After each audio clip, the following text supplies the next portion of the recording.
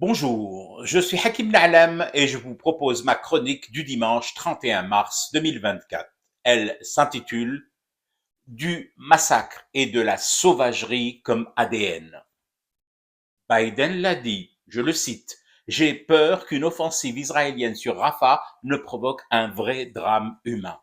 Biden a tellement peur de cela que, dans le plus grand secret, n'était-ce le travail d'investigation du Washington Post qui a éventé la chose, sans prévenir son Congrès, ce bon vieux Joe vient de livrer à Israël une cargaison impressionnante de bombes parmi les plus destructrices de l'arsenal partagé entre Washington et Tel Aviv, ainsi d'ailleurs que des moteurs et pièces de rechange pour les bombardiers F-35 en action en ce moment même au-dessus de Gaza, de Rafah et de toute la Palestine occupée. Biden a demandé à son bras diplomatique de ne pas se lever en mode veto lors du vote d'une résolution onusienne appelant à un cessez-le-feu immédiat en Palestine occupée. Il a retenu ce bras-là quelques secondes, le temps d'une abstention tactique pour ensuite lâcher, cracher par le seul membre encore valide chez lui, sa langue, ce morceau de cupidité psychédélique. Je le cite là encore. De toutes les manières, cette résolution n'est pas contraignante pour Israël et nos alliés peuvent poursuivre leurs actions sur le terrain.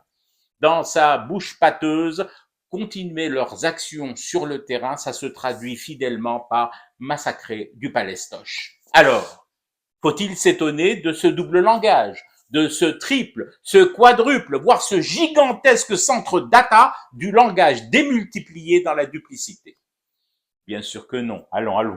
Biden fait du Biden, tout comme Trump faisait du Trump. Et avant, Obama, Clinton et Monica Lewinsky employaient tous et toutes leur bouche dans tous les sens de la mastication cachère telle qu'imposée par Wall Street et les autres bourses qui régulent la vie américaine.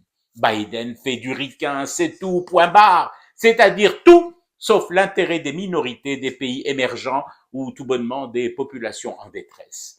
Tout revient à la matrice américaine. Un pays construit sur le principe colonial. Je viens, je massacre, j'élimine les autochtones, je m'installe et ne me préoccupe plus ensuite que de ma pomme et de ma fraise. Ça vous semble primaire comme description. Mais bon Dieu, l'Amérique est primaire dans l'acception primitive de ce mot primaire, celui des règlements de compte au premier hockey choral du coin, par les guns et la terreur. Hormis des élites réduites, contraintes à manifester leur désarroi, leur désaccord, à défiler avec des pancartes sympas et bisounours sur des avenues bardées de flics à cheval, n'attendant que ce moment de délice pervers où on les autorisera enfin à poser le genou sur du noir, du brun ou du jaune. Les States sont un état de colons brandissant pour seule culture ancestrale et trophée civilisationnel le fait d'avoir opéré le plus terrible et sauvage processus d'épuration ethnique qu'ait connu la planète. À ce fondement essentiellement belliqueux, il fallait une assise économique, un système monétaire et de production, lui-même encore plus agressif, encore plus belliqueux. Israël le lui a fourni, sur place. Comment ensuite, écouter sérieusement les correspondants locaux de ces colons féroces parachutés périodiquement chez nous pour y louer les bienfaits de la coopération et s'extasier sur les dunes et les balcons du Rofi. Je fume du thé et je reste éveillé, le cauchemar continue. C'était Hakim La'alam, je vous retrouve demain pour une autre chronique et une autre façon de dire son amour à l'Algérie.